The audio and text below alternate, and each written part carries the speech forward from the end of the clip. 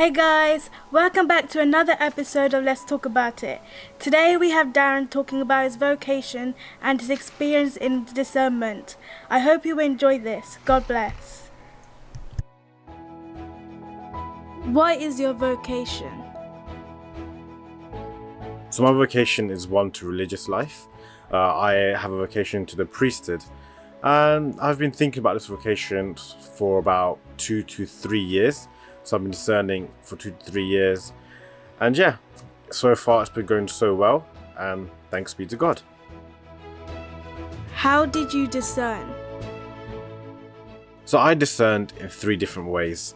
Firstly, through prayer. Prayer is so important when it comes to discernment, and being in that constant dialogue with Christ always helps you with what you're discerning with. Secondly, is speaking to someone that can help you in your vocation. So for example, I have a vocation to religious life, the priesthood. So I have been speaking to priests, different priests, and listen to what they have to say, about the priesthood and how their experiences have been.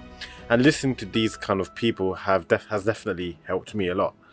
And thirdly, being practical about it. So because I had a vocation to priesthood, I thought what I would do is, go to a seminary and stay there for a few days just to have a feel for what it's like. So firstly, it's this prayer. Secondly, speaking to someone, a priest in my case. And thirdly, being practical about it, going out and having an experience, having a feel for what priestly life would be like for me. How do you know it's God's calling and not yours? Before I found this vocation to the priesthood, I had so many different plans and ideas in my mind. For example, I wanted to get into law, so I was studying law for A-levels. I did finance, hoping I can, get into the finance industry. But the thing is, with all these plans that I had, I was never really certain about it. I never felt so secure in my decisions. But it was when I found this vocation to priesthood, for the first time, I felt so certain that this is what I wanted to do. And so, how do I know it's God's calling? Because when God calls you for something, there's always certainty to it, and there's always comfort in it. And I felt a tremendous amount of comfort in this calling to priesthood. And for the first time in my life, I was so certain that this is what I wanted to do. So that's how I know that it's actually God's calling for me, rather than just my own. Is vocation to religious life the only vocation? This word vocation is a word that's quite misinterpreted. A lot of people think that, when you say the word vocation, it's only for religious life, but that is not the case.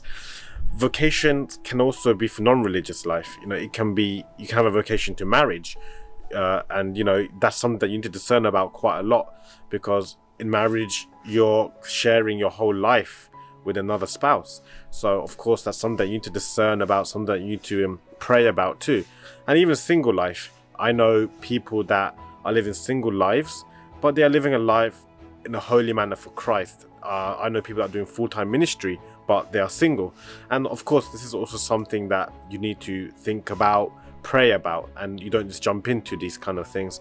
So I guess the word vocation itself is about doing something in life, but also still requires prayer and dialogue with Christ. What if your plan for the future is different to God's calling?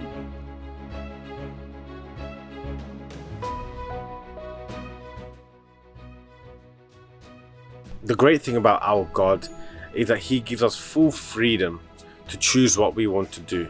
We can choose to follow His call, or we can choose to live a life according to our own means. And so if you have a plan that is different to God's calling, from my own personal experience, like I said already, when I had my own plans, I was never really set on them. I was never really happy, or I never really had clarity that this is what I wanted to do. But when I realized that God's plan for me was for priesthood, because He knows me so well, more than anyone else, I found certainty in that's what I wanted to do. So to answer that question, what if your plan is different from God's plan? Your plan can be different from God's plan. We all have our own desires, but it's much better to trust in God's plan, because God is the same yesterday, today, and forever. So he knows what's best for you. As humans, we only live in the present, so we only think about what's good for us in the present. But God knows what's best for us even in the future. So it's better to trust in someone who knows your whole life rather than trusting in your own self and thinking this is what I want to do, not knowing that this is what the future is for you.